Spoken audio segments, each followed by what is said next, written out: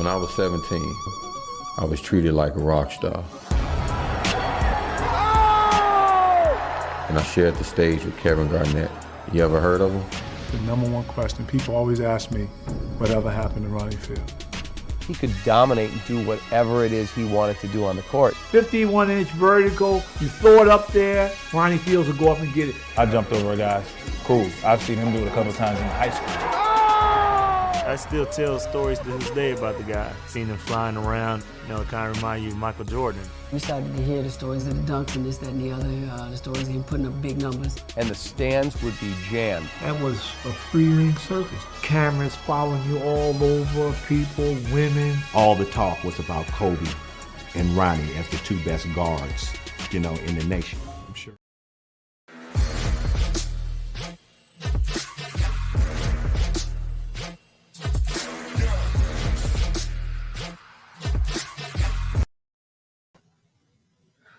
Welcome to the Walaway. We have a special edition of the Walaway Sports today. I'm joined by my co-host, Coach D. Lancaster, and we have the Chicago legend himself, Ronnie Fields. Before we bring him on the show, just to remind everybody, it's Mr. 50-inch vertical. ESPN had him as the best freshman in the country. As a sophomore in high school, he was the first sophomore to play in the best of the best game. As a senior in high school, he averaged 32.4 points, 12.2 rebounds, 5.1 assists, 4.5 blocks, and 4 steals. And in his last season in the CBA, he put up 21.4 points, 4.9 assists, and 2.7 steals. Mr. Fields, how are you doing? Hey, guys. How y'all doing? We're doing good. It's a pleasure and an honor to have you on today. Thanks for having me on, guys. Thanks for having me on. All right. So, Coach D, this is Mr. Fields. Mr. Fields, Coach D. We've been having a lot of discussions about, your prestige and everything that you meant and did for Chicago the last couple of weeks. We've been discussing it. So just to get straight into it, I wanted to ask you, Mr. Fields, everybody talks about the dunks. Everybody shows the dunks as the highlights and talks about the 30 points per game as a senior. But nobody really talks about how you got to that level in the first place. So can you talk to us about the young Ronnie Fields and what you were doing as a middle schooler and how you got to that level in the first place? Well, for me, well, my first sport I started off playing was baseball. It was pretty good with that. But then, once we was done, we used to go as like a connection with the baseball diamond right there. And then we had the court, and then the court right there. So when I get done, I used to go out there and just play with my cousin. We'd just play a little bit. And then after he leave, I'll just sit there and watch guys that actually played basketball every day. And then I was like, oh, one day I want to, kind of, get in. You're on the side, you get picked for the 5-on-5. Mm-hmm. So for the first, I don't know, they never picked me. So I was like, maybe I need to play around and look at this game a little bit more. And I did. I started going home watching, like Dr. J and Michael Jordan and Dominique Wilkins and Clyde Drexler. And then I started going on to the court trying stuff, my cousin and just by myself. And I started, getting a little better. And I slowly started taking myself away from baseball. And then I ended up moving. And I had to transfer school. So I ended up moving maybe about 4 or 5 blocks away, but I had to go to a different school, which was Mason, which at the time was a pretty good basketball grammar school. And every morning I, go out there, and play before you go in school. And then I was like, I think I'm going to try out for this team. I think it was my 6th grade year, 6th or 7th grade year. And I got cut. And I'm like, well, maybe I'm not that good. But being a kid at the time, I still enjoyed playing. So I continued to keep playing out there with some of the older kids and getting better and better. And then we had like a pro-am with like Rucker Park. We had Mason Westside Classic at the time. And those are all the pros that come back and play. And, your friend of mine was like, hey, we'll let you be on the team. I'm like, oh, I'm going to get a chance to play. Well, at the time, he said he was going to be playing me like 3 minutes. But for me at the time, I was like, a kid in Disneyland. I'm like, wow, thank you. So the first time I got out there, I go to basket, get my shot blocked all the way in the parking lot. I'm like, I'm smiling. They're like, what are you smiling for? Because for me, I was just excited to be out there. Just to be playing. Yeah. Yeah. as I, start seeing a lot of things that I see on TV and then seeing these guys do, I start want to play more and more. I start getting up super early. Stay until, you let your mom say, come on before the street lights come on. Yep. So I play until then. And then I was like, you know what? And probably going into my 8th grade year, I went and tried out.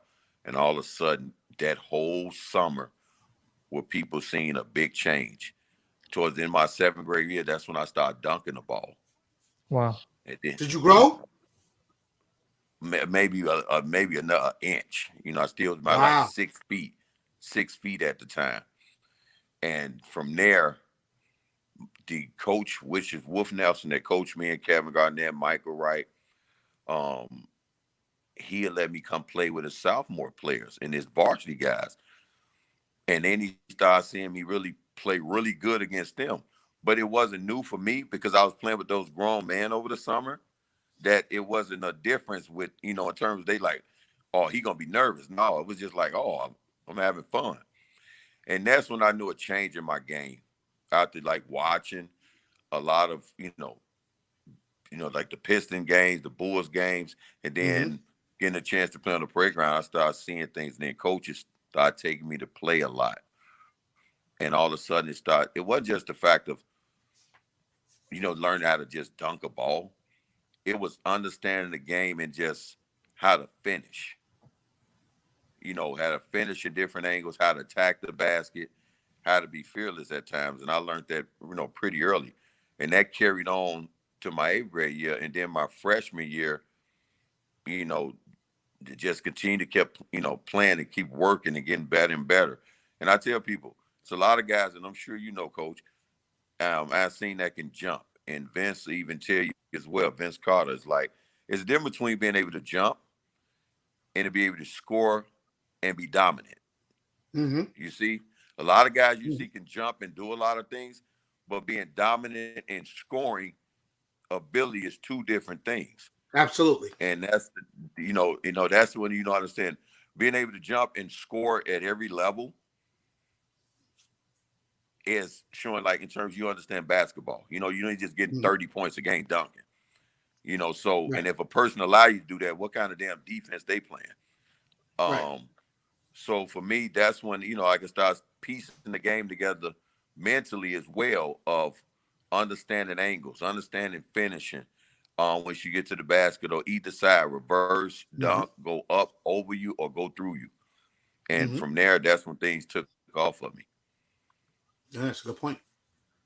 So you mentioned the fearlessness, and so I was gonna say you had a dog in you, and Kevin Garnett was another dog. But as a guard, you had the athleticism, but what put that dog in you to just be? Well, at the time when like I say, where we playing, and where we grew up in the west side of Chicago, if you didn't have that, then you shouldn't have played. You can't play this game. Especially the way things was. It was Chicago at the time, it took on the mentality of how the Pistons played against our Bulls from a physicality. So that's how people was playing in the playground. You going out there on concrete, you better come strong or finish, or you getting slammed into a pole, or physically guys playing defense back then, they can put your arm bar on you. The forearm they can put on you. For me, the crazy part about it, I looked at it as fun. I said, I guess this is the way basketball is played. So I embraced it. I embraced that. And when you embrace it, regardless, it's almost like, you're playing and you're like, hey, you don't let a person get under their skin because they feel if they can do that, that can change the direction of how you're going to play. For me, it was fun because, like, you can say those things, but I knew I was already built to play that way. But I didn't have to talk smack back. So I just played like, oh, this normal.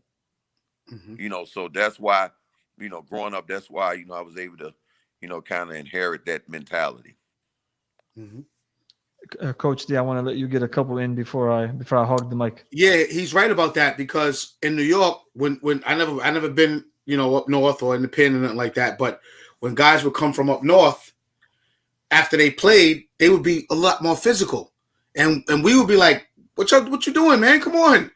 This and that. He throws shoulder, this and that. He'd be like, no, this is cell ball. This is cell ball. Let's go. So we was like, wait a minute. If they doing that up north, we got to embrace that here and take that to where we got to go. Am I right?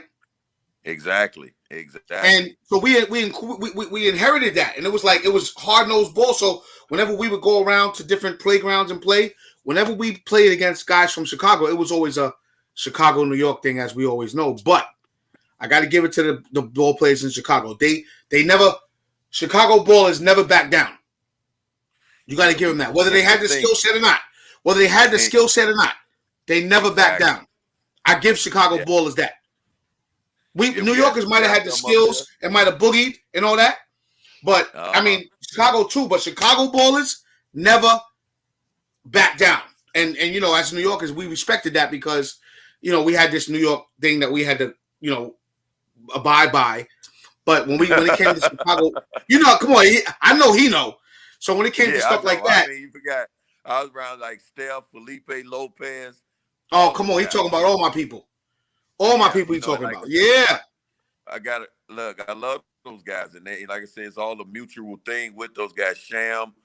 And that was me from being around those guys. I don't know, other people may have a different look on how New York was, but the guys that I ran into, they all do show love. All them guys was great. Mm-hmm. I got mad respect for those guys. You never played at the Rucker? No, and they asked me to come out there a couple times. At the time, it was just like playing here so much, and I don't know. I mean, especially the younger time. Even when I got a little older, I was so tempted to want to come out there. Like Kareem and asked me to come out there a couple times. Kareem Reed, and that's my man. Man. Yeah, I love Reed, man. Reed, like that's another guard. Like best kept secret, baby. Man, I played against some hell of a players from there, man.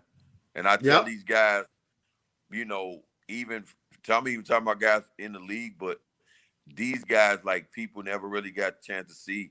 My boy Shaheem Holloway. Oh, my God. Mm-hmm. He went to Seton Hall, right? Yeah, he's assistant. I think he's still assistant coach over there. But the guards, I mean, it was just like, and then for me at the time being a jumper, to be able to get lobs from those guys, come on, man. You remember that? That was like, poetry in motion. Mm-hmm. What were you saying about Sham God before we went live? We want to show some love to Sham as well. So you were mentioning a few things. Man, Sham is like, for me, to watch a guy handle the ball the way he did. Even when I went down to the McDonald's game and watching the way he handled the ball and the way he manipulate the floor, and people like when they watch guys that handle the ball like Kyrie these days, and then I bring up these, like Sham and Kareem and all these guys that was doing that way back then. I'm like, that's new to you all. I ain't seen guys do that, goddamn it, with their eyes closed. So, and Sham was, like I said, he's one of the best to do it. And for me, I always wanted to like play with a guard like him.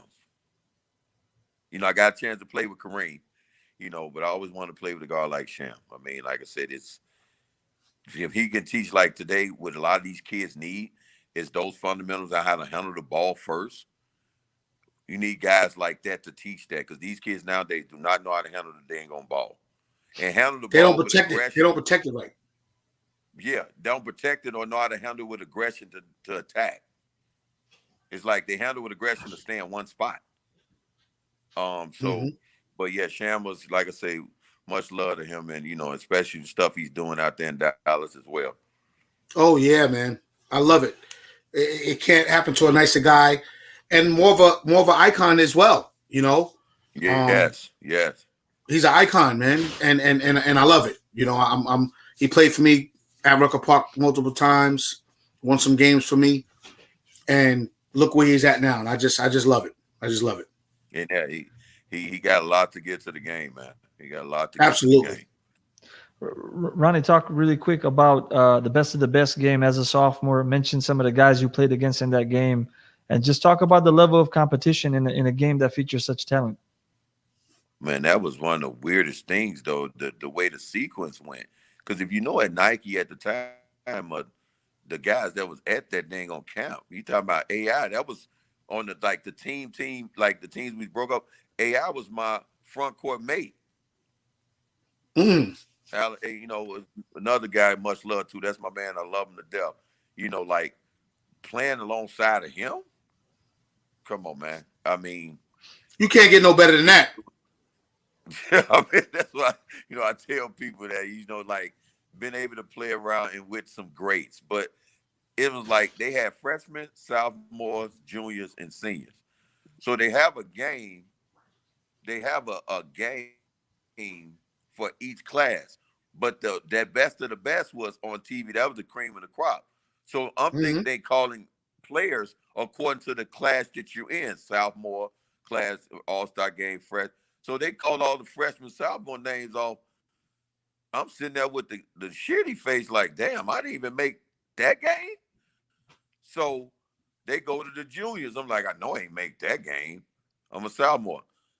So then they start calling the seniors the big game, and they call my name. I was like, I know I balled out, but I'm like, I made it in front of a lot of these other guys that's seniors, like the Collinson twins. They was there. Both of them ended up playing the league. So they was there? It was yeah. Man, listen. It was loaded. Antoine Jameson, like AI, Samaki Walker. I mean, the list goes on and on of the guys was at this camp. Damn. And that's what I'm saying. And then you look at the teams. Toby Bailey, you know, won championship at UCLA. You know, he said, wasn't it Ralph LaFrance played at Kansas? I remember Ralph LaFrance. I remember Ralph LaFrance. It was loaded. Brian Damon Stoudemire was with them? Yeah. Yeah, they team like that. The team that my high school coach coached there, which was Coach Nelson, that the team they had was like 11-1. But Kevin them had damn near everybody. I mean, come on, man. They was out there blocking people, shitting in the dome, all in the stands. John, you know, may rest in peace, John Thompson, Coach K, Bobby Knight, everybody was there. Who was there. And I think at the time that maybe Ray Allen was one of the he was one of the like teachers or one of the coaches there as well at the time. Because the same year, I think that was the same year, I end up either winning that dunk contest against one of a man child is named Shea Cotton. If you never seen him, it's out of California, a beast. His name's Shea Cotton, and then the other guy, a good friend of mine that's in our class, is Corey Benjamin, who played with the Bulls as well, played at Oregon State. Yeah. You remember Brian Reese? Yeah, Brian Reese as well. Yeah. Like, see, all those guys, like I said, I got a chance to play with and play against. And, like, the way basketball, like, playing against a lot of those guys back then, everybody came in with this, you know how it is, that mentality of, like, you got to measure up. And absolutely. You walked in the gym, that's what you look forward to. It wasn't no, nowadays, you know, get these young kids, when you walk in to one, enjoy yourself, have fun, but also take care of business. Absolutely. And enjoy and look forward to it. The way the kids walk in the gym now is like you making them go to work or something. Like it ain't the same joy. Yeah. Like I tell kids now, I tell kids now, I used to prepare the night before. Yes. I used to lay my stuff out the night before. You come into the gym, you can't find your socks. You can't go, what? You ready to play ball? You got to understand something. Basketball starts from the night before, man. You sit up here coming in, looking at your watch, coming in with your slides on, right? Oh, yeah. That's what they do. It ain't.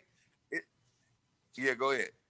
No, I was just going to say there's an AAU coach here in Dallas. It's funny. I was asking him about the kids these days. Like, how has the game changed?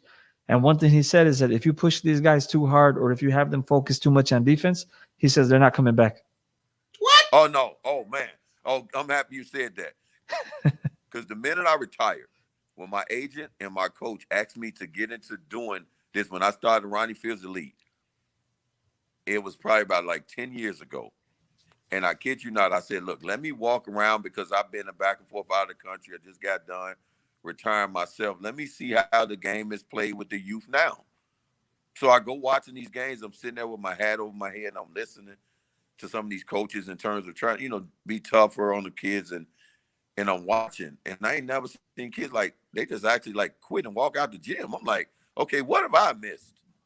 What have I missed? When I got coaches like say stuff to me I can't even repeat, but I use that as fuel when I stepped on the floor. The guy on the other side had to worry about me. So we use that as fuel, not, oh man, Dad, you coming at me? No, okay, let me go out here and handle business even more from what I was going to do to them in the first place. That's how we took coaching. Yeah, you don't take coaching the way now. You say something, man, you like, what happened? So what I did is like said, all right, what helps now with these kids is, and it's sad to say this, is like, what have you done? Right. So when you can show them that, they willing to listen. Right. Because it's like, if you can show me you can be the number one player in the country or get to that level or be able to play 18 to 20 years or we see that, then we can talk. But until then, I will put it like this. I give a little bit of the old school, but I also try to balance out both where I don't, turn the kid off to this sport, but I let them know what it actually takes to get there. If you're not 6'7", 6'9", or you're not gifted to be or picked to be one of the top players in the country, you're not going to just walk your way into a college. That's true. You're going to have to work on every other thing that's, especially if you ain't got that size, to make these coaches give you that opportunities. That's why I tell, I always like to point to a young man like Fred VanVleet, who's from Rockford, Illinois, who's right, almost basically from Illinois as well, in terms of getting a chance in college and then doing his thing. And when he's got that one chance, he had everything that he needed in order at his height and size to show, oh, I belong. And he mastered that. Being able to knock down shots, defending at his position, being able to come in and instead of, people looking at, oh man, well, he's not this fast or he's not that. No, he was smart, he's crafty, and he understands his strengths and weaknesses on the floor. And he got better and better every year if you watch him play. So this year, I think he had a 50-point game. Yes. So for me, it's like you try to explain to like, okay, you 6'2", 6'3". You might not get to 6'9". Hey, do you know how to run a team? Your handle's tight. Do you understand how to run screen and roll? Do all these things is like now because basketball has went more to screen and roll, down screen. And if you got shooters, you're going to be setting multiple screens or isolation. That's basically what basketball and turned into even more. And spacing. That's one of the biggest things. Yeah, and spacing. Talk to us. Go ahead, Coach. I got two questions. One, have you ever played against Lenny Cook from New York? Oh my God. Lenny is like a little brother to me. I love that kid and all the things he's been through. He got a chance to play up there with me and Kareem Reed. We in Rockford, but I think he wanted to come down. No, he played in New York when me and Kareem was out there with Coach Darryl Dawkins, may rest in peace, and we was out in Philly, Pennsylvania. And the thing about with Lenny is this: if he didn't have a leg injury, I mean, come on, man, he's like they were talking about me. Or he's looking at LeBron, guy he was compared to at the time. Absolutely, Lenny was another special gifted talent. He just ended up getting hurt. Couple of things that happened, unfortunately, but same in my situation. But I like the fact that, even through all those things, Lenny continued to try to fight and pick himself up and continue to get better and better through life. I never seen I seen people shoot from distance, But Lenny was shooting from damn near half court. But after I remember one game, he had about like 6 threes, and he kept pulling. I'm like, first of all, look how deep he's shooting. You want me to guard him all the way out there? It was like, and the coach said, you might want to start guarding right now and hit 5 threes. I mean, he extended his game, you know. So, but yeah, Lenny, like I said, and I love the kid, man. I'm happy, you know, for the path he took, because I know he had got into some coaching. He started doing some coaching as well. Yep. And my next question is, because I coach kids now and I have my own program, and Imran and I are trying to do some things with the program. Who would you say that you play like in the NBA today? So when I go back to my kids and show them this video, I want to show the comparison. Who would you say that your game is like today? At first, it was, it's like close to Westbrook, but then I watched Donovan Mitchell. Ooh. Okay. Because Donovan Mitchell has a lot of things going on. Yeah, and watching Donovan Mitchell and watching the Westbrook, along with the body control that I had of MJ. But that's what my game was like. Like when you watch and the things I was able to do, and that's the thing. A lot of people, that's why I said, it's finishing, understanding angles in a basketball game, knowing how to attack people, when to attack, being able to pivot, use it from the left side, right side, finish. That's God-given ability, but a lot of that is study. Study. So just straight raw talent. A lot of great athletes. Yeah. So, and like I said, I can name some guys that was athletically gifted, was amazing. But the game didn't translate over to where you say, oh, this dude gonna average 30 or can average 25, because it's limited. You can see limitations in people that's athletes. Absolutely. You know what I'm saying? You can see those easily in scouting report. Oh, take this away. And guys might not be handling great with their footwork or playing with their back toward the basket. For me, as my career continued to go, I got better from either the mid-range, the three, playing with my back toward the basket. If I needed to post up to all the guys and maneuver with my pivots. Those are things we're just learning to get better. And that's a lot of things I try to teach these kids now. It's okay to be able to stretch the floor and knock down three. But let me see, could you get to the mid-range? And this is one thing that never changed in basketball. When the game on the line, I can name them all that get to their sweet spots, from a Kevin Durant, a Kobe, a Michael Jordan, even Dirk Nowitzki, Paul Pierce, Jason Tatum. When games on the line, Dwayne Wade, LeBron even doing it more. You find that mid-range area where you're comfortable, where now you a couple steps closer to the basket. And now when you got great shooters on the perimeter, you hesitant to go double because you don't want to leave. But then it also gives that scorer a closer step to the basket where you can't leave your shooter. And that's what you watch all the guys when games on the line has been deadly for years. And that mid-range part of the basketball will always be there, regardless of how many threes they shoot.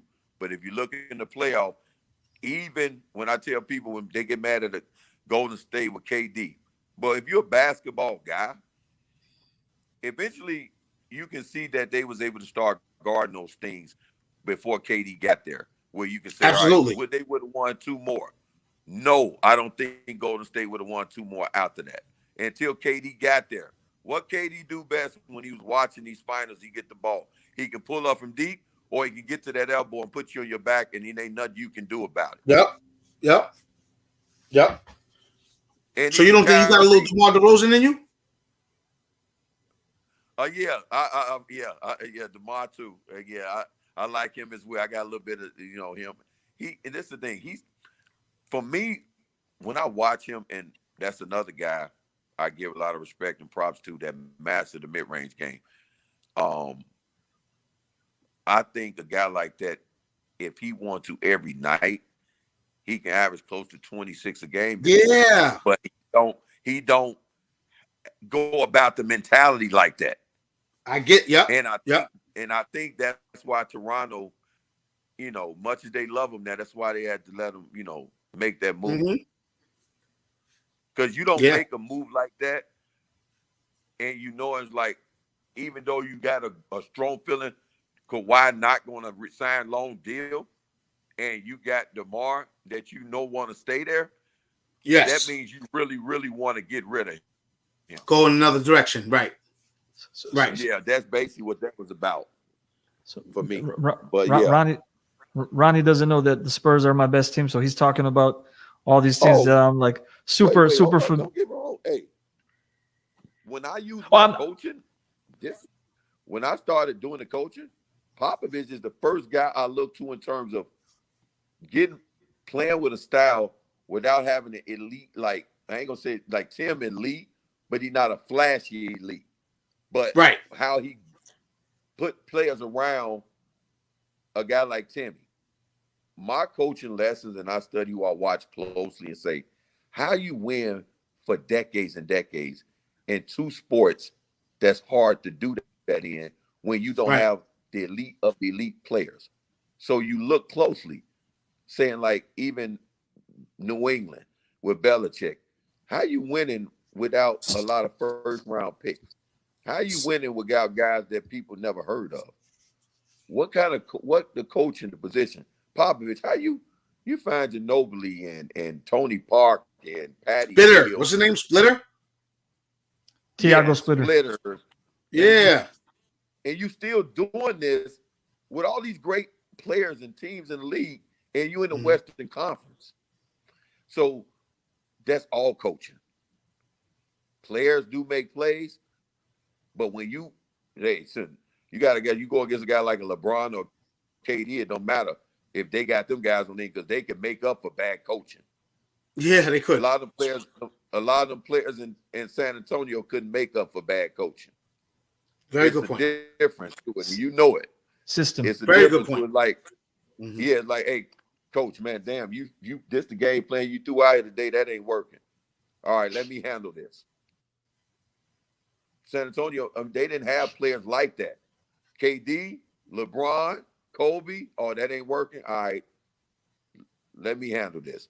So it's a difference. So when you dealing with, especially you coaching now, and we not dealing with like stars like that, we need to look to those coaches that use those players to teach these guys. Right. This is what you need to do to be successful on the floor. Because you ain't gonna be 6'11" like KG or KD or LeBron. You see what I'm saying? So that's why I followed San Antonio for so many years. I'm right there with you, Mr. Fields. My favorite all-time team, and Tim Duncan and Manu Ginobili are my favorite players. I want to be mindful. Go ahead. What are you going to say? Oh, go ahead. No, I said I want to be mindful of your time because I believe you have practice tonight. No, hey, my assistant gonna go and get it kicking. Okay. So what do you? Might be a few minutes late because I know I get to talking basketball. You know, I'm a joy. I love talking. So I have to ask you then. Let's go into a little bit more details because honestly I love your basketball mind because the way you put things is how I see things a lot. And when you said Tim Duncan is elite, but he's not flashy elite, a good friend of mine who's actually from Brooklyn, his name is Sekou. I remember a couple of years ago we got into a big argument, and he said that Tim Duncan is not a killer. I said Tim Duncan is absolutely a killer, but I said you have different type of killers. You know, you have assassins, you have ninjas, you have samurais. I said Tim Duncan is a silent killer, and we were talking about Manu, and we were talking about Manu Ginobili, and I told him, I said, in my opinion, Manu Ginobili is one of the most underrated players because he played in Popovich's system that had him come off as a 6-man role. But if you looked at what Manu did internationally, if you looked at what he did against America in 2004 when Argentina beat America for the gold medal, you really get to see his caliber of play. Yeah, absolutely. And Popovich knew all that. That's the thing. He knew, and this is the thing. Kobe even said the same thing. A lot of guys that had to defend him said it was not easy guarding him. Because I heard that too. He was it was like, I mean, and I'm talking about some good defenders. Like, as in the league, say it was hard guarding a guy like Manu Ginobili, especially being a left-handed player too. You know, it was like he go to his right. Great. Yeah, exactly. It's like, and this is the thing people got to pay attention to. That made James Harden be much successful in terms of how he attacked the basket, looking at a guy like Manu Ginobili, because he was doing that first. James Harden just took it to another level where he knew he was getting in there with that step, going left, and putting his arms up there, getting to the free throw line. But every time I see that, every time I see James Harden take that drive and hit the lane, I think of Manu. Manu, either he'll sidestep you either way once he get in there with that left hand, and he was more athletic than most people think. Oh yeah.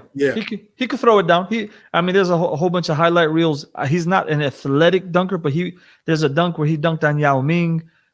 There's an amazing dunk in his freshman year where he dunked it on the Lakers, and I think his 4th or 5th year, he did this move where he split the defense from the 3-point line, and he just racked like 3 or 4 Lakers. It was beautiful. What about the one in the finals with his left hand against the Heat? Oh yeah, against Chris Bosh. Yeah. That was crazy. I was like, what? How old is Manu? That was crazy. Yeah, exactly. I know. And listen, he got all those years and miles on him from playing over there. I was like, wow. As a teenager, he was playing professional ball in Italy as like a 16 and 17-year-old against grown men. And I tell people this. When, they look at a guy like Luka Doncic, and that do help starting playing professional ball at an early age, especially with a lot of guards. Because the way the game now is, you ain't allowed to armbar. You're not allowed to get into a guy like you used to. So if you got any skill of playing professionally, like early on, it helps you, especially when like Ginobili, all those guys, and Luka, they just playing now. It's like, oh, they skilled in this town. Like you look at a guy like Luka, he's probably like 6'8". He like 6'8", but he like 6'8". He got amazing body control. Once he get in there, it's like almost like with LeBron. Once you get on the side, and you can't get in front of LeBron, and you get on the side that he get even, you might as well just hang it up. It ain't nothing you can do. Right. It's the same thing with Luka getting the lane, and guys like, oh my goodness, it's like he going fast and then he just stop, and his body just bump you off your path, and he finished. And it's like looking at some of the numbers that this kid is, I don't know, was he 20? What's Luka, 22, 21 now? No, he must be like 22 or 23. Yeah, he's like I say, I get a chance to watch a lot of these kids now. And the number one thing is this: if you know how to create a shot or defend, you get opportunities to, to play. But then you also got mental toughness. A lot of things now is, one, taking care of your body. You have more sports science and things at your helm to play longer than back then. When you messed your knee back up back then 20, 30 years ago, i.e. Randy Livingston. You ever heard of him? Yeah. Man, he was if he didn't have those knee injuries, man, he was special, boy. Out of Louisiana. He jumped out the gym. Point guard, explosive, and then he had those 2 knee injuries. But see, back then, the sports medicine, it wasn't the way it is now. Wasn't it now? And he jumped out the gym. Yes. It benefits a lot of these guys to be able to, have the best of the best at their disposal. And the sad part about it for some of the younger kids, I tell people now, as basketball and grown, and we have built more places for kids to play, kids don't take advantage of it. They'll go, I guess I'll go play today. And for me, I learned playing out on the playground because a lot of these facilities weren't even built. So, and try to get these kids to get back that it's basically a working mentality in terms of, to get your game better. Right. Yeah. And a lot of them start looking at it as work. Well, no, you're still having fun. It's still a game. So just trying to balance their there. I got one more. Yeah. What the hell was it like being a teammate of Kevin Garnett? Mr. Cuss Button. I'll tell you people this. The craziest thing about, like, even for me, like coming up playing in Chicago, I seen big. I seen big back then be bigs, power bigs. But Kevin was the first person I seen. Like, I'm like, damn, you ain't hitting threes. Dude, that's supposed to happen. Oh, damn, you ain't handling the ball. And yeah, it was crazy because it's like he can start the fast break, and I just run the wing, and I'm the guard. And then his passing, that's what threw me off. Like I'm a good passer, but this dude, he was a great passer. At That's 6'11". Okay, exactly. That's what I'm saying. Okay, if he finna go in the NBA, I ain't even seen guys at the NBA at the time doing that. And you notice it started changing the game once he got there. Yep. But I know I wasn't tripping in my head. But I'm like, I ain't seeing nobody at this level doing that in high school, or I even see nobody at the pros like stepping out at 6'11", being able to pass and shoot like that. And that's the thing. If people realize in the McDonald's game, he hit 3 threes or maybe more. Wow. So, yeah. I remember when the Lakers were playing the Timberwolves, and I think this is when the Lakers, they still had Kobe and Shaq, and they met in the playoffs. So I remember Minnesota was struggling to bring the ball up. So they turned it to Kevin Garnett started bringing the ball up. So that just shows you how versatile he was. Yeah, because what's the name knew in terms of like who would have had to end up guarding him, either Shaq or Robert Horry or somebody, because Phil Jackson was smart. You got to think he did it up there with Scotty and Ron Harper. He would pick and take your guards out of the play, which he did against Mark Jackson them when he switched on. That changed the whole series when he switched Scotty on to Mark Jackson. Like they like, God damn, this dude, this big guard. So you mean that just, like I said, Phil was an amazing coach at seeing those little things in the game that could change the outcome. But that was the only chance they had at the time. It was just like Flip had to say, damn, okay, well, we're going to have a big, going to have to basically guard you as you bring the ball up the court. Yeah. But at the time, bigs were not even comfortable coming outside of the paint. Like when Phil put Scotty on Magic in that finals. Exactly. Yeah. That was big. Now Magic can't see over. Magic was 6'8". So when Magic used to boogie on everybody, he could see everything. Scotty's his height with long arms. And the thing is, they had the benefit of those two guys with Scotty and Mike, and even when Ron Harper came along, those guys was young and athletic too. So they was like not only long and athletic, so they could beat you to the spot, get their hands up quick, rotate quick, body your shot. So defensively, they was a damn nightmare. If you're like, okay, Scotty ain't got me, now shit, fuck. Now you gonna put Mike on me? So you wasn't really getting a break if you was a point guard or a 2 or 3, you wasn't getting no air. You wasn't getting no break because one of them was gonna get you, like they did the poor Koo coach. As I sit there and watch what they did to him, they fighting to take turns on this man. Yeah. So but go ahead. No, I'll say, but like as a Chicago guy, you'll appreciate this. Like many people don't talk about how good Tony Kukoc was, but he was a very good player. Very good. Man, well, I tell people when they talk about Golden State could beat them, and I say, okay, let's just be real. Golden State is good. They got shooters. And I don't care what rules you playing. But the problem is if you go to your KD, Steph, Clay, Draymond, and then who would be the 5? Or you put, say, Iguodala, you put him out there at the 3 and let Draymond be the 5. All right. Okay.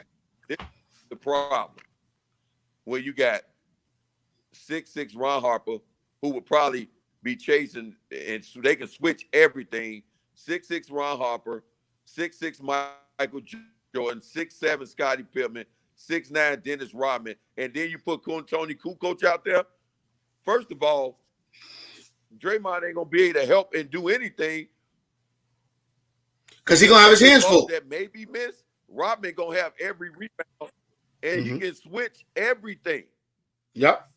And then they can post up every player the Bulls had. Can post up every player Golden State have. Period. Like you put, who gonna guard Mike? All right, who gonna guard Mike in the post? Or you gonna put Klay Thompson? Listen, Klay Thompson is one of the best shooters ever. But his lateral quickness in trying to guard Mike in the post, come on now. No. They would probably try to put Iggy Then on. you say, all right. You say, well, we're going to double. You say we double with Draymond. Oh, so didn't Robin get 35 rebounds? Come on, man. It just wouldn't work. It's just too many. Like, I love watching Golden State. But when I'm looking at the Bulls, there's just too many problems they present. Right. Tony Kukoc could pull up on the perimeter. He could even handle the ball. He could post as like a forward. He could fade. And he was 6'11". Let's keep it real. Golden State wouldn't have no answer for Cartwright either. Oh, yeah. And then how could they? They didn't have no answer for Cartwright. That's what I'm saying. And people keep talking about, like, I say, listen, the Bulls can play these rules today because the problem is, like, Scotty, Mike, Rodman, those guys was athletic for today too. Not athletic for last year or them years. They was athletic for today as well. And coach. So it's like you put those guys out there, I'm like, wait a minute, okay, you double off Kukoc, he can shoot. You can't really double off Rodman, he ain't gonna do nothing but go slash right to the basket and get every rebound. Yeah. And like you giving up second shots to Michael or Scotty or those guys, it's just too many ways they can hurt you. I think Dennis would actually score in these games because Dennis, who would have to guard Shaq. He's used to guarding Shaq. Yeah, he'd have to have his hands full with Draymond, though. Nah, but I mean, do you think? I mean, the guy. I mean, let's be honest. Dennis Rodman on the defensive side will go against Shaq. He would guard Karl Malone. He would guard Tim Duncan and Charles Barkley and Patrick Ewing and all these guys.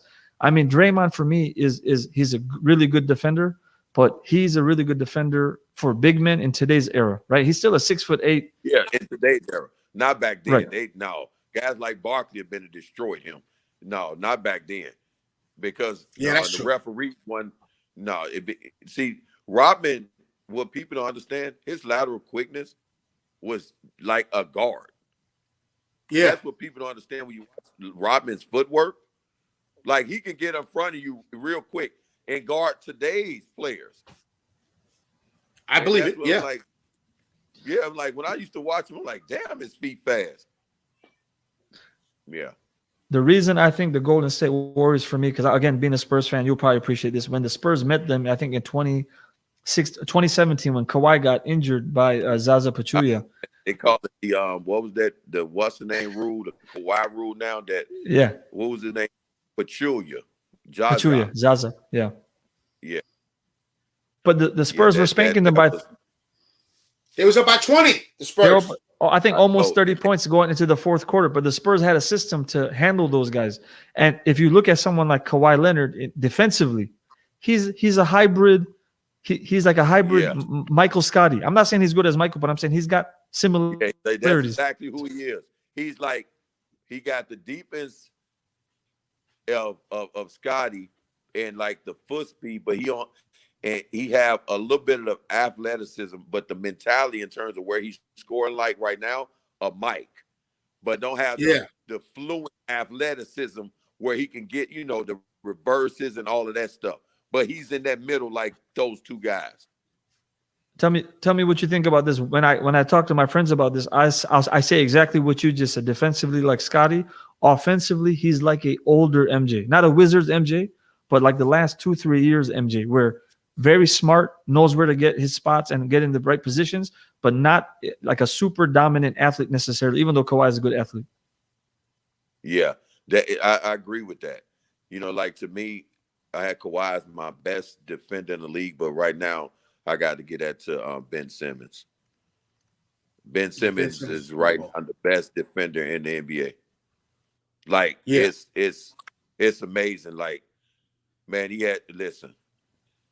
if he don't win Defensive Player of the Year, and he should have been in the top last year, he defends like if he's about 6'2". Like, and what makes Ben Simmons such a great defender is he can guard from 1 to 5.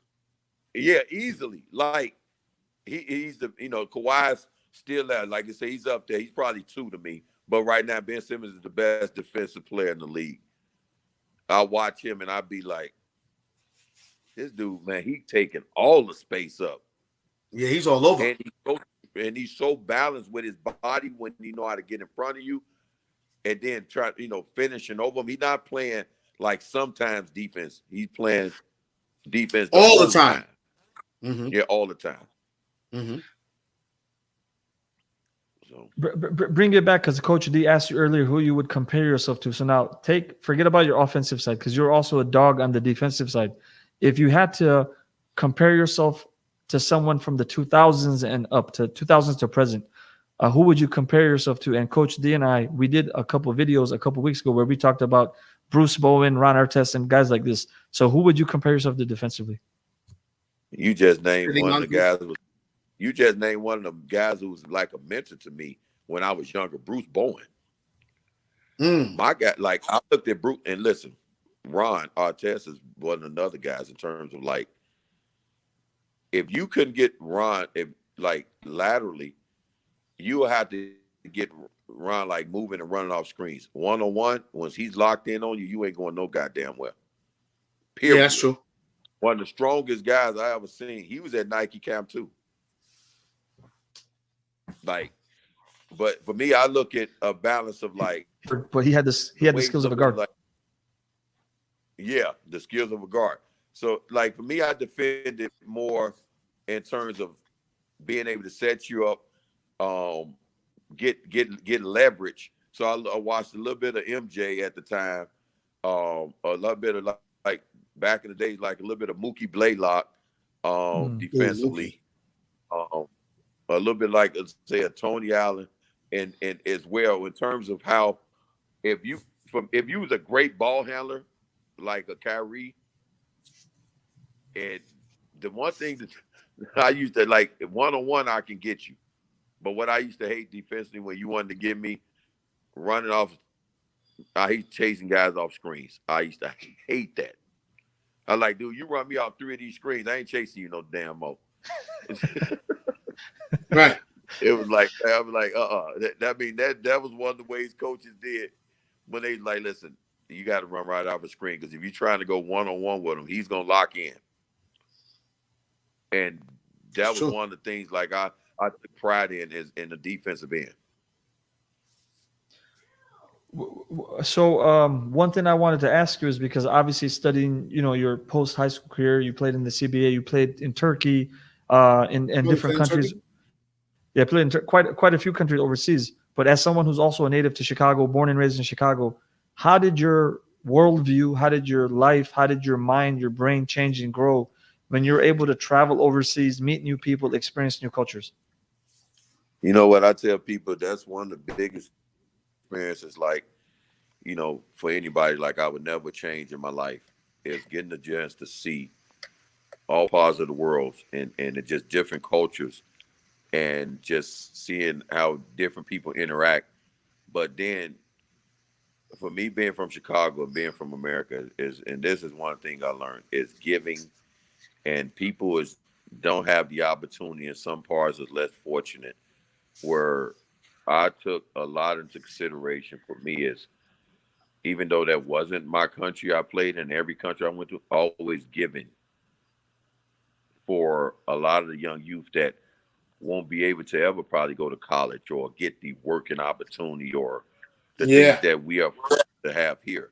So even parts of the document, even when I went to like Venezuela at that time, and I, give away stuff, and you meet so many people and you see so many cultures, you learn so much, and you just be like, wow, this is amazing. Or, wow, man, this, I wish I can do more to help this situation. And then you be grateful when you get back home for your upbringing and the opportunity that's afforded for you to want to help others. And I think it for me, it was an early age. I started at 18 over there. So it makes you grow up a lot faster, because it's a different when it's like, hey, I'm in, you a 2-hour flight away from, like, if I'm feeling bad or I'm down, than being a 2-day flight away. You know what I'm saying? Yeah. And a lot of overseas players that I dealt with, they always was like, well, I can't come to November, coach. I can't come to this. And I'm like, why? Just get on a plane. Yeah. But it's not like that.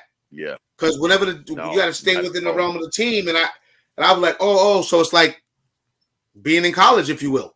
You know? Yeah. And you just in another country. You just in another country. And I think when you get there at a lot of those places, like, you try to embrace like the culture and stuff, because like you see more guys now just here, just athletes.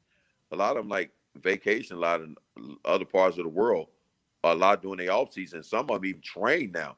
Once you get a chance to be in parts of the world, you learn so much. You're like, oh, this is nice. Yeah. So many different things that you learn and that I took from it that, you know, I try to share with a lot of these youth kids here, to be grateful for everything.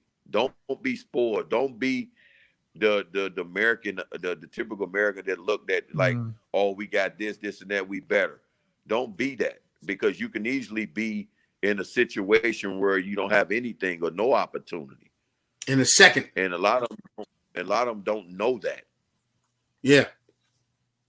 Yeah, we're you know, my family's originally from India, so like I've been to India a couple of times, and I can honestly say that we're very privileged living in the West. And once you start traveling, it really broadens your perspective of the world and some of the luxuries and benefits we have as being Americans. And this is why I always stress to people who are in America, born in America, or work in America, take advantage of the you know, the situation here. Community college. If you can't go to a 4-year school, go to community college, enter in a trade school. There's so many community centers, recreation centers, libraries, even something like a library. People don't realize how good the library system is in America. And that's because we take it for granted. That's why. Go ahead. Yeah, you're right. Yeah, go ahead. What you were saying. Go. Yeah. Oh yeah, we take stuff for granted with the libraries here because we're the type to say, oh, we can do this, and the resources here are so immense that there's always resources around, so we take that for granted as well.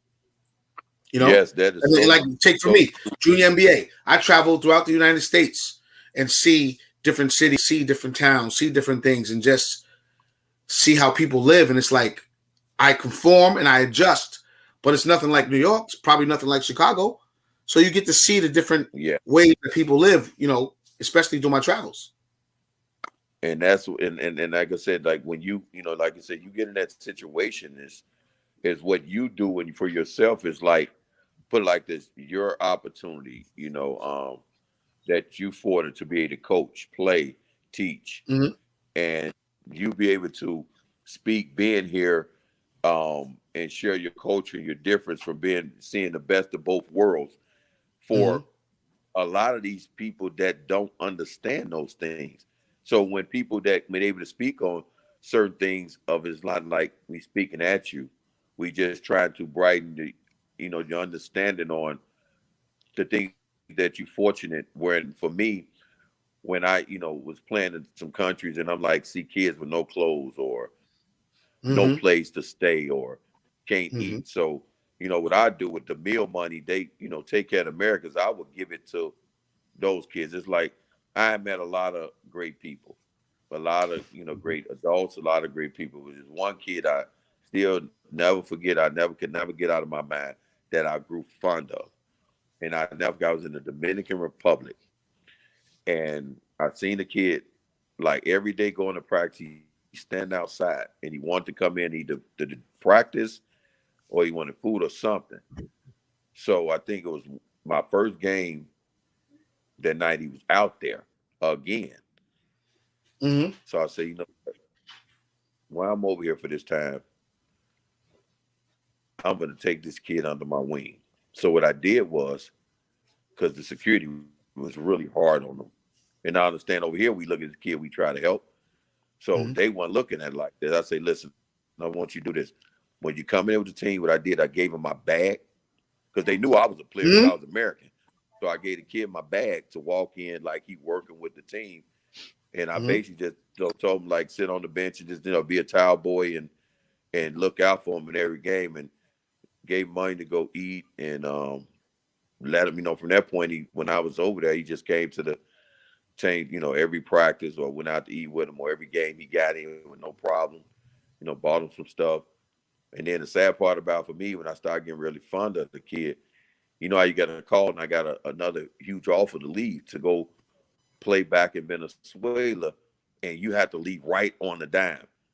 And I one day see him when I left, to go play. And that was one of the things that I always just want to, remember things I remember as that young man and just the situation that he was in. The kid, and you run into that, and it, like I said, changes a lot of yourself in you. So I try to bring it back to these kids nowadays that not only just coaching basketball where Ronnie feels elite, but getting the chance to see them away from ball or what they think, what's the real reason they want to play and what else going on, where if it's something that you can change and talk to them, because it might not be just basketball. Right. A lot of them just might be there just to feel camaraderie, just to be around other kids. So, I try to take all that in consideration. And you got to remember something, Imran. Somebody like myself and Ronnie coming up in our era, if you could play, especially like the way he could play, Lenny Cooks, this and that, there was nothing else that the higher ups had projected for them was to make it. Nothing else. Like, right or wrong, Ronnie? Yeah. That's so exactly nowadays we have to train these kids for, I'm not saying you're not going to make it, but we have to train them for plan B. Yeah. In case, and I know it's unheard of because you can't tell a 17-year-old kid, what if plan B? He don't want to hear that. But we have to now because we have so many guys now, true. Right or wrong. That's true. And that's one of the biggest things I always tell people this. For us, and anybody that loves sports and have a passion to watch the game, when I go to the point of like trying to make it symbolize things from breaking down life, I always try to break down a daily grind of life equivalent to basketball. First quarter, second quarter, halftime, third quarter, fourth quarter. So I tell kids, you can have bad days in life. But guess what? In your mind, it depends on how you look at it. Every day is not going to be like that. So I say it's just like playing a game. You're going to have a bad first half. Are you going to come out with the same mentality in the second half? Because things change. Right. Things change, and you can change it with your mentality. So when you break it down, a lot of the kids like that on their everyday struggles of what they deal with and let them know this struggle won't be for long. You want to try to plant a seed in their head that things can change and get better due to the work that you're willing to do to make it change. So it's, you have to like break it down where they can understand from that part, because basketball is like any emotion from any fan, or when you go to a game. You be watching the first half and you can turn the TV off. You could be so mad. And then you come back, you like another emotion kick in, like, wow, this just happened. That's why, I go back to listening to some people that was at that Atlanta Falcons and New England Patriots Cowboys Super Bowl. No, the Patriots, the one that when they were 28-3, when the Patriots came back and beat the Falcons in the Super Bowl. Yeah. And I tell people when people just left. And it's a motion of like some things in life can change immediately. Some things take time. In that Super Bowl, things changed immediately. But your mindset was already like, this is over. 2013 NBA Finals, Game 6.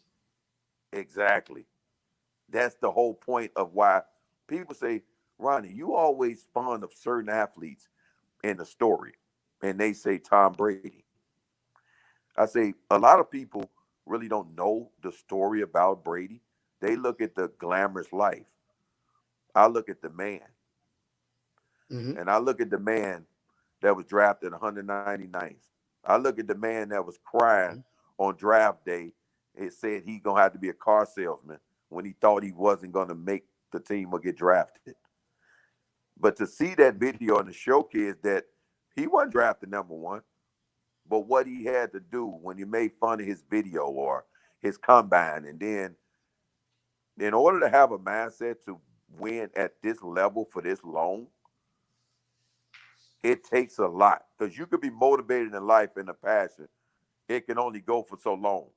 But to hold a grudge to still be at the elite level, that takes a focus that we can only imagine. Mm-hmm. And it's very few athletes that we've seen that had that. So you always tell kids it ain't the fact of like you're gonna have to look at everything in sports, but you can watch sports of the different emotions or how things can change the same way in your normal life from day to day. Right. Like how you say things could change in an instant. Brian, let me ask you a question. I never met you before, and I hope you give the right answer. Remember when Cleveland beat Golden State? Do you say it was? Do you say it was the LeBron block or the Kyrie shot that won it? Well, I mean, I ain't gonna say the couple guys that was banged up, but I'm gonna say the outcome of that game. It's man, that's a tricky one because LeBron block was big. It was, but the moment of taking that shot was even bigger. All right, let me give you a little hint. Shot, Golden State still can win the game. But listen, that block is what gave, in my opinion, because remember, Golden State was on a 5-0 run. That block, to me, is what gave Kyrie the confidence to take that shot. Because if they score that layup, Golden State goes up 1. Right. What do you say? This is the thing. If you would have said that about any other player than Kyrie, from the Kyrie we see, he gonna take that shot any damn way. So that's true. I watch that's true. Kyrie. You know what? That's what I'm saying. Watching Kyrie, he's taking that shot anyway. Now at the time, if you would ask me, LeBron would have took that shot, probably not. And he wouldn't have took that. He wouldn't have took that shot. But LeBron wouldn't have took that shot. No. Yeah, Kyrie taking that shot, whether they up 3, down 3, and you see it even now. I mean, it's like, look, listen, Kyrie and Isaiah Thomas from Chicago, and that Tim Hardaway, but Kyrie, and we finna talk about a guy that don't have a 40-inch vertical. But to see the athletes now in the way they can fly, but not really shot blockers, but it's still 6'10", 6 guys in the lane. But I ain't never in my life, and AI is always gonna be my guy, and I love him. But in terms of finishing, with either hand at the basket at his height, Kyrie, that's unreal, man. That's like I'm telling people, I was one of the greatest finishers, but watching him with his left, his right, and he maneuvered his body to get spin on it off awkward angles, and they just look good. Yeah. It's crazy. I ain't seen nothing like that in my 40 years. He's special. Wow. I'm gonna send you a video that we did last week because you brought up Tom Brady. So I had a good friend of mine who played. He was point guard at Von Steuben. I think around the same time you were playing in Chicago, and I believe he went to University of Michigan, but he had a knee injury, and that kind of derailed his playing career in college. But he is like a award-winning educator. Wait! He went to Michigan. Listen, he was there with Ty Street. I would have to check because I think he's about. I don't want to reveal his age, but I think he must have graduated high school in, I want to say 93, 94, maybe 95. Okay, yeah, he's a couple years younger than. I mean, older, couple years older. Yeah, a couple years older. Yeah, so he's an award-winning educator. He won in 2018 or 2019. He was honored as the national. He was basically the award-winning principal for all private schools in America. So, and he does some stuff for Harvard. He does some stuff for big organizations. So he made a real nice video, which was like 7 life lessons you can learn from the career of Tom Brady. I'll share it with you. And essentially it was about everything that you mentioned, right? About the ups and the downs, but always persevering, always working hard, having a good relationship with your family, and so much more. So I'm going to share that with you. Oh man. Yeah. That's amazing. That's one of my favorite guys to even watch and look up to and then use as example. You can always use the guys that have a unbelievable work ethic and that's been chosen number one, or like Jordans and LeBrons who set a standard in terms of staying at the top from being already picked to stay at that pedestal. But another thing to say for the guys that's at the top where they at, but wasn't never picked where they at. You see what I'm saying? Like a Brady. Brady wasn't the number 2, 3 pick. So it's like, damn, how he end up being a GOAT, out of all these GOATs that we have. So it's better, it's like one thing to come in as the guy, and it's still, like I said, it's still hard to sustain it.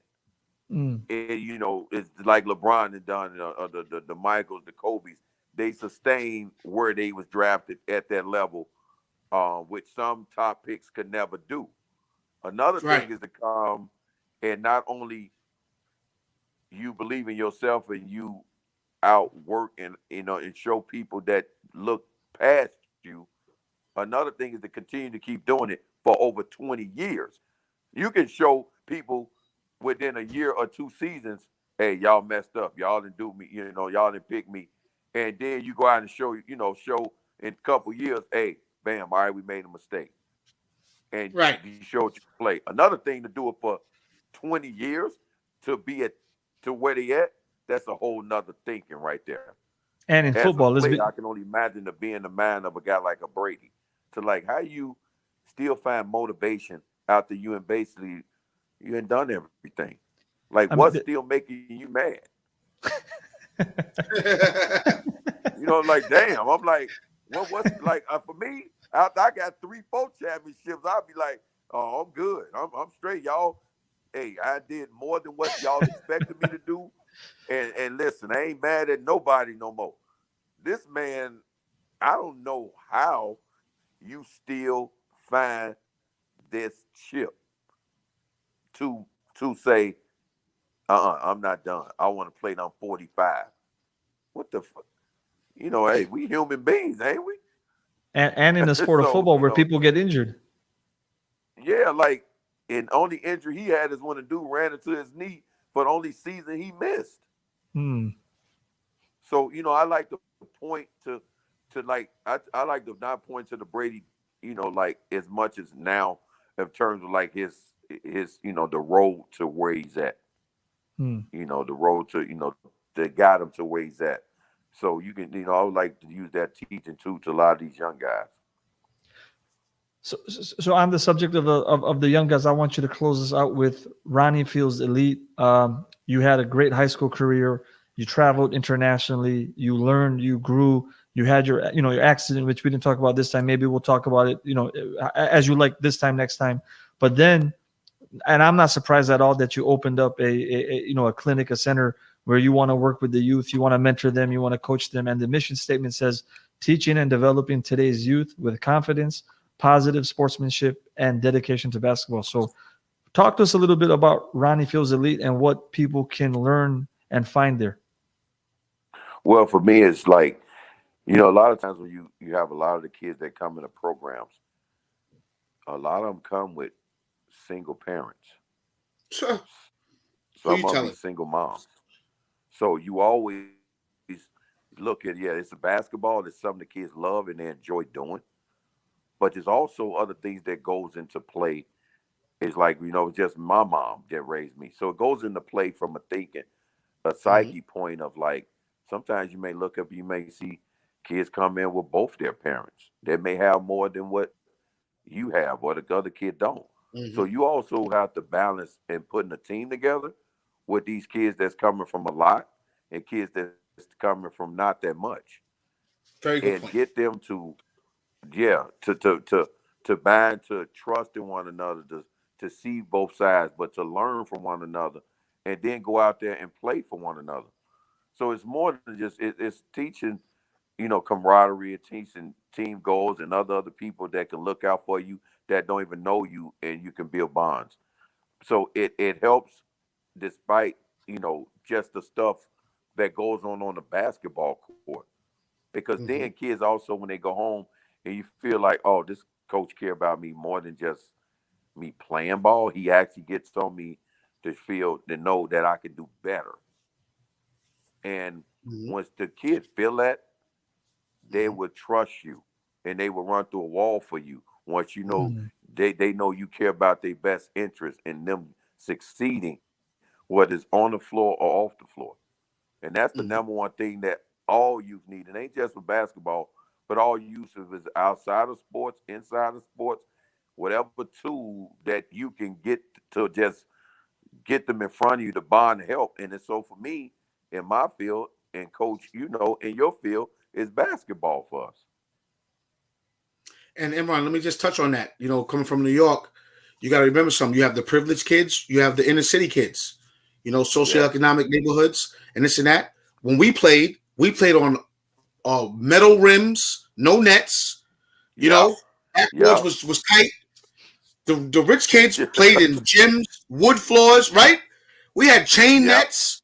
You know what I'm saying? So when we go into a gym, we played that much better because, number one, we was in aura of being in the gym because we didn't have privilege to play in no inside gym or no wood floor. We played on get it wrong. See, that's why you're laughing.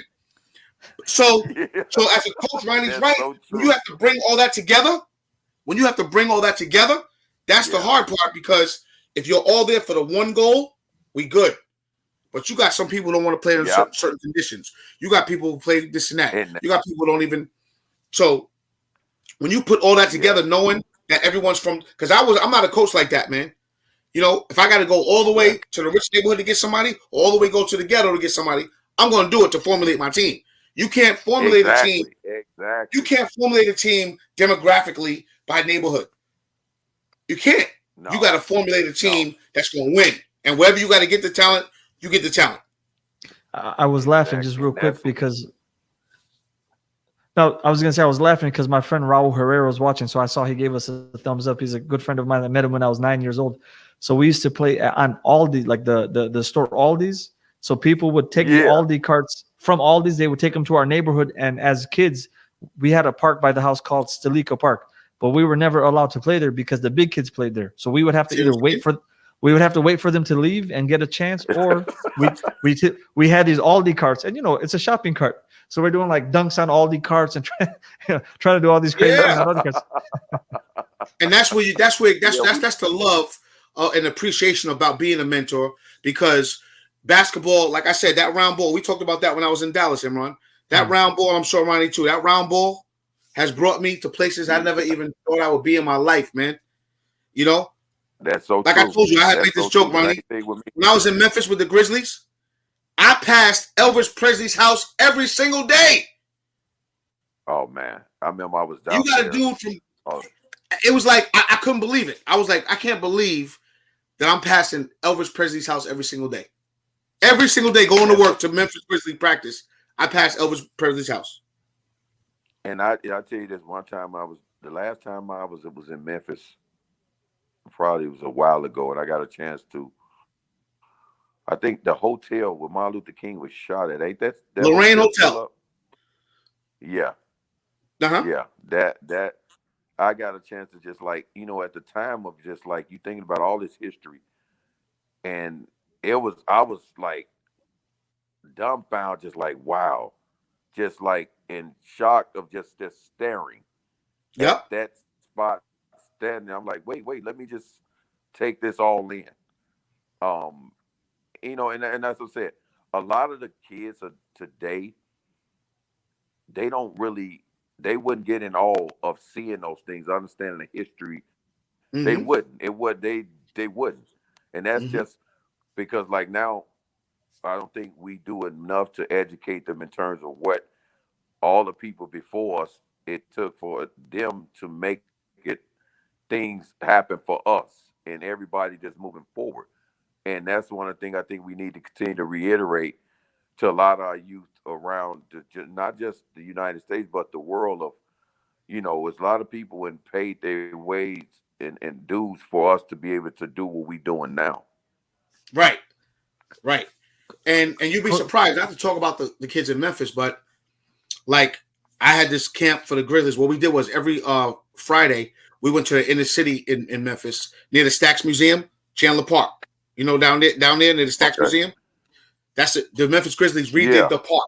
They refurbished, they refurbished the park. Oh. So I directed the camp, And every Friday when we went there, I would just ask certain questions, you know. And I remember one time I was like, yo kids need to play like Penny Hardaway, man. Don't y'all know Penny Hardaway? Y'all need to play like him. They was like, Penny Hardaway. I said, nah. I said, nah. Y'all from Memphis. How the hell they don't know Penny? I said, y'all from Memphis. Y'all don't know who Penny Hardaway is? They was like, nah. I was like, all right. So now, in my mind, I'm saying, you know what? Not only can I teach them basketball, now I'm going to try to see what they know. I said, next week when I come back, you're going to tell me who Penny Hardaway is. And when y'all find out who he is and where he's from, y'all going to be like, damn, coach. I said, that's all I'm going to tell you. Yeah, I was blown away. Y'all better. Yeah. And I'm thinking to myself, Emron, we talked about this, right? Yeah, you were telling me when you were in Memphis that I mean, come on, bro. Like Penny Hardaway, if you know basketball, if not, Ronnie was talking earlier about injuries. Even in the '90s, guys who got injured, the medicine is not then what it is today, right? So, not the same. Right. Grant Hill, Penny would have had a longer career. Yeah. Grant Hill would have had a longer career. Grant Hill came back, but he was like reduced. Yeah, but he was never the same. He was not the same. Yeah. And Penny was going to be a bad dude. He's like Mr. Memphis. Yeah, Penny was going to be a bad dude. Penny was going to be a bad dude in the league. Let me read something to you.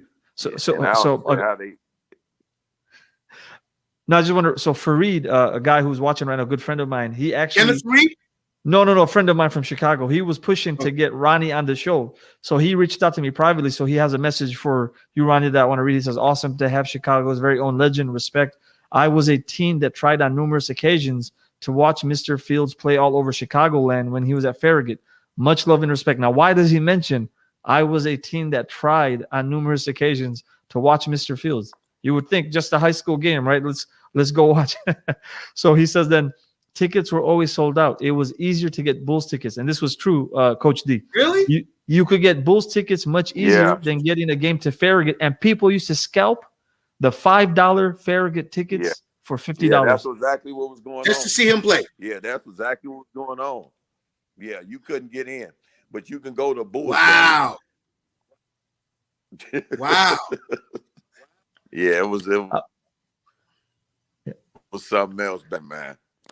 Yeah, it was crazy because like at the time, people like they'll watch us and then they go right to the Bulls game. So this at the time it was like Michael Jordan. Is that when the Bulls had Reggie Theus and Artis Gilmore? No, that was when they. I think. Wait a minute. Who did they have then? Reggie Theus played for the Bulls. I know that. Yeah, he did. They had in '92 and '93. Who was on there? Was Horace Grant on them first championships? Horace Grant, B.J. Armstrong, John Paxson, Bill Whittington. No, Bill Whittington. I think was on the second group. Oh, he was on the second three-peat. Yeah. You had B.J. You had John Paxton. Yeah. Mm-hmm. You had Horace Grant. Craig Hodges. You had some. Yeah, Craig Hodges. And they was in Chicago Stadium then, right? No. Yeah. They wasn't in the United Center yet? No, they were in the United Center. Oh, they was? Yeah, they was in Chicago. Yeah, they was in Chicago Stadium, and then they moved to. Yeah, no, they did. They was in United Center by then. Oh, they was? Okay. Yeah. Yeah, they was in United Center by then. Gentlemen, I'm gonna, because we're an hour and a half into the interview, I'm gonna bring this to a close. But I want to say honestly, Mr. Fields, from the bottom of my heart, and I mean this was the most exciting interview that we've had, and I honestly felt like I could connect with you, I could understand your mind, and everything that you said about the Spurs made me appreciate you even more, because that's exactly how I look at things. And in terms of just chopping it up with a basketball head, it was really fun. So I mean this when I say this. Whenever you have time and you want to chop it up about basketball, please come on the show again. We can talk about the Detroit Pistons, with Ben Wallace and Rasheed Wallace. Oh yeah, man. Can talk about. Let me do one better. I'm gonna bring Kareem Reed, A Butter, Sham, so we can talk about that street ball stuff. That'll be some good dialogue because we're gonna be talking smack about New York and Chicago. Hey, look, you get all the guys on and just hit me. I'm definitely on. Yo, we're gonna do that, Imran. That's gonna be fun. I'm definitely. Yes, definitely. That's gonna be fun. I'm definitely on. All I'm gonna do, Imran, is sit back and watch them talk smack. I'm gonna be like this and just watch them all talk smack. Yeah. I'm gonna have to roll with my Chicago guy, so I'm gonna have to keep loyal to Ronnie, man. All right, New York in the house, baby. You know that. Yeah. So, much love, guys. Ronnie, thank you, man. Honestly, thank you. Man. Hope all the best for you with Ronnie Feels Elite. And again, we're here for you. Any help that you need from us, and definitely we'll have you on again soon. And please feel free to reach out to either of us. Ronnie, anything I could do for you, Ronnie Feels Elite, man. We gotta. Imran, you have his information? Yes, I do. Can he give you my? Can I get your information, Ronnie? Yeah, definitely, man. Get my information. Anything I can do with Ronnie Feels Elite, I would love to be a part of what you're doing, man. Back on.